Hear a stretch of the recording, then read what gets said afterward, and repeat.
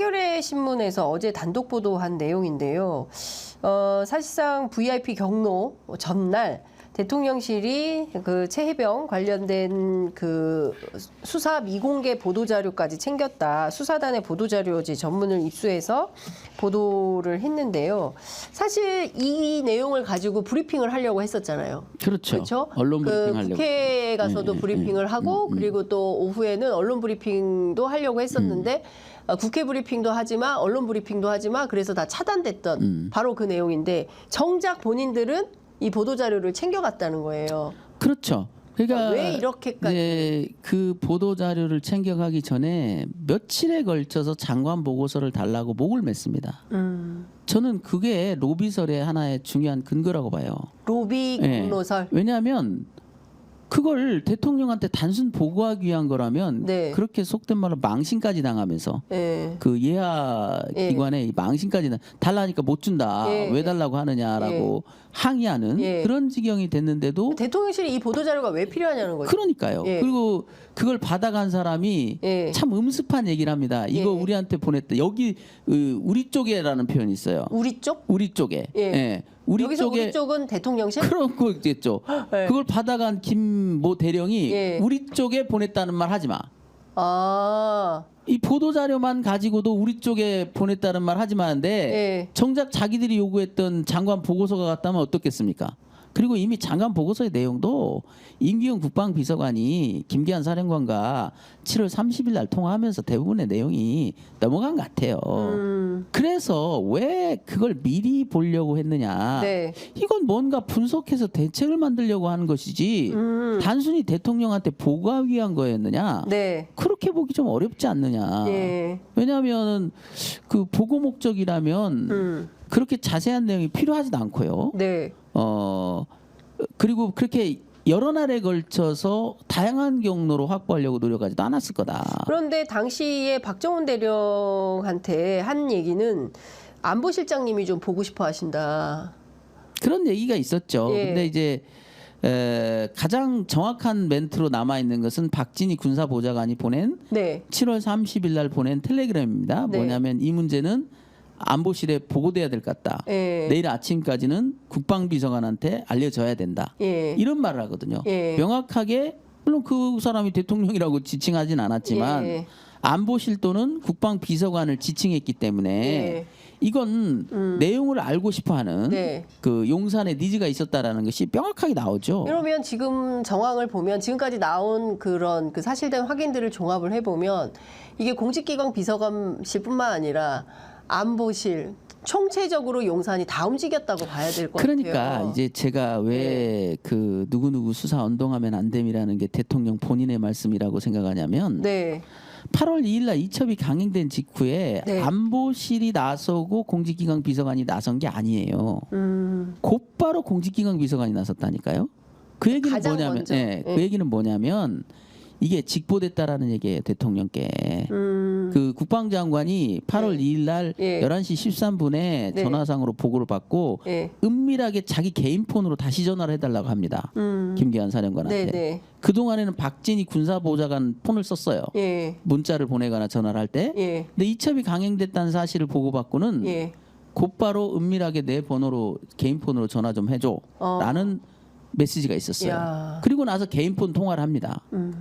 이건 뭐냐면 박진희 군사보좌관을 통하지 않고 직접 얘기하고 싶은 뭔가가 있었던 거예요. 그리고 나서 어떻게 용산 대통령실에 알려졌는지가 나오질 않아요. 임기훈이 보고를 했다라는 임기훈 국방비서관이 보고했다는 말도 있지만 안보실장은 그렇게 얘기했죠. 임기훈 국방비서관한테 보고를 받았다. 근데 국방비서관은 오히려 언론 통해서 알았다고 했어요.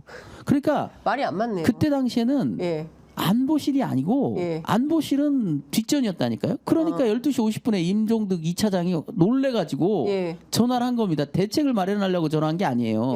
대책을 마련하려고 했다면 7분간의 통화 너무 길다니까요. 급한데 빨리빨리 알아보고 대책을 강구해야지. 7분 동안 얘기를 하고 있어요. 그 얘기는 뭐냐면 자기도 상황을 파악을 못한 거예요. 임종득 2차장도. 그만큼 안보실조차도 뒷전이었다니까요. 컨트롤 타워에서. 컨트롤 타워에서 안보실도 뒷전이었다. 그런데 곧바로 벌어진 일을 보세요. 공직기강 비서관이 나서고 공직기강 비서관실의 밑에 있는 예, 경정이 나서고 예. 국가수사본부에 전화를 하고 국가수사본부가 경국청에 전화를 하는 전화하고. 아주 톱니바퀴처럼 일사불란하게 기록 탈취 쪽에 총력을 기울인다고요. 이게 안보실 주관으로 됐겠습니까? 주도로? 아니라는 거예요. 그러면 컨트롤 타워가 누가 있냐고. 이시원 공직기강 비서관은 그때 바로 자기가 나서서 그 조치를 했다고요? 그러긴 이상하잖아요. 예. 그건 아무래도 예. 대통령일 수밖에 없다. 본인이다. 본인이 직접 보고를 받았고 네. 핵심적인 지시사항을 바로 날렸겠죠. 예. 왜냐하면 대통령의 성정이 불같고 또 실무적인 문제까지 직접 지시하는 습성이 있다고 하시니까 네. 그렇게밖에 해석이 안 되지 않냐. 예. 이시원 공직기강 비서관이 그 전에 전혀 팔로우업이 안 됐던 사람이라면 네. 이 사건을 알자마자 예. 기록 탈취부터 해라고 판단하기에는 예. 어색하지 않습니까? 그런데 그 대통령이 아까 이제 전직 그 검찰총장에게 3가지를 말했다는 것이고 그 중에 이제 핵심이 잘 몰랐고 자세한 건 잘 몰랐고 수사권 변경 정도만 알고 있었다. 그러니까 이거는 이해람 중사 사건 이후에 알게 된 사실이다. 뭐 이런 정도로 이해를 할 수 있는데 그래서 어떻게 하겠다는 거예요?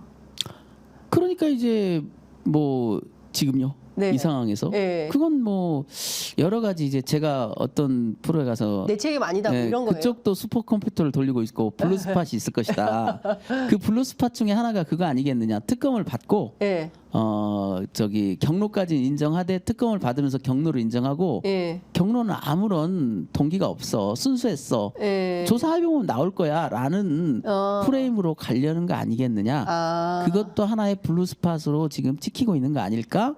그런 생각은 들어요. 일단 특검은 받고 이 상황이 국민적 분노가 크니까. 왜냐하면 특검을 받는다는 건 뭐냐면 의혹이 있다라는 걸 인정하는 거 아닙니까? 예. 대통령의 경로라는 의혹이 있다라는 걸 인정하니까. 예. 중요한 건 그 의혹이 예. 부정하지 않았다. 부정한 그 경로라는 것은 옳은 일을 하기 위해 대통령이 최종 결정을 한 거지 뭔가 부정한 목적에 로비를 받았다거나 뭐 이런 게 아니었다. 네. 그건 특검이 조사해보면 나올 것이다. 예. 라고 자신 있게 특검을 받자. 예. 이런 의견도 있겠지만 예. 김종대 전 의원은 지난주에 저희 방송 나와서 증거 있어?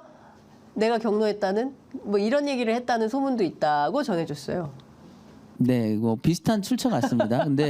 근데 이게 왜 특검에 대해서 고민하느냐? 네.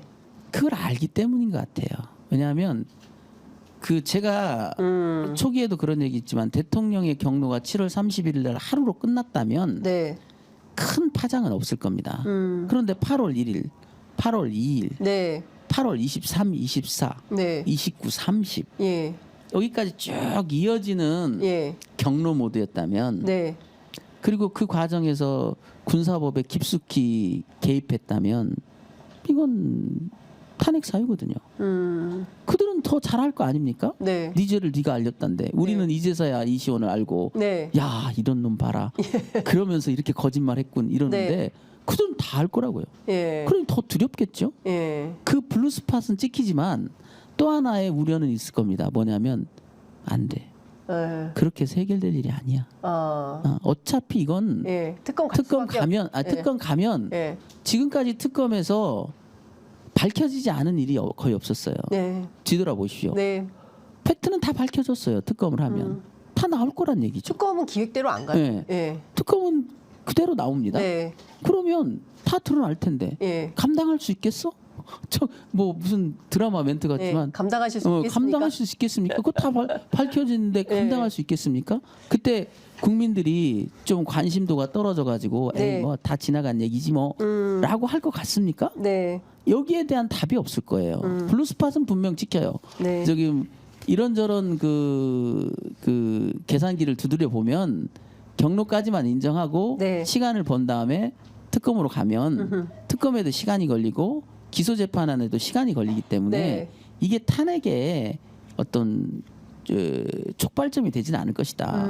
일단 경로만 인정해도 국민들의 분노는 상당히 가라앉을 거거든요. 인정했네. 이렇게. 그 다음에 이제 지원 사격들이 있겠죠. 예. 보수 언론이랄지 네. 그 저기 여당이랄지 아니 네. 대통령께서 그렇게까지 인정하시는데 뭐 네. 이게 뭐 정말 뭐 살인 사건도 아니고 뭐 그런데 꼭 이렇게까지 해야 되느냐. 아니 근데 사람이 죽었어요. 아니 그러니까 근데 뭐 그 그건 대통령의 뭐 경로 대통령 때문에, 경로 때문에 그런 건 돌아가신 건 아니니까. 그러니까 결국은 이렇게까지 인정을 하고 대통령께서 국정을 운영하다 보면 약간의 밀수도 있는데 네. 그런 걸 가지고 이렇게 국가를 혼란으로 몰고 가면 되겠느냐. 이제 또 역공을 할 거예요. 지원 사격을 할 거예요. 지금 그런 아니나 다를게 어제 그 국민의힘이 더불어민주당의 최상병 특검법 공세는 사법 리스크로 정치적 생명이 끝날 위기에 처한 이재명 대표를 구하기 위해서 어떻게든 윤석열 대통령을 끌어내리려는 것이다. 이렇게 정치적 프레임으로 전환하고 있습니다. 그러니까요. 그런데 그건 아무 의미도 없죠. 왜냐하면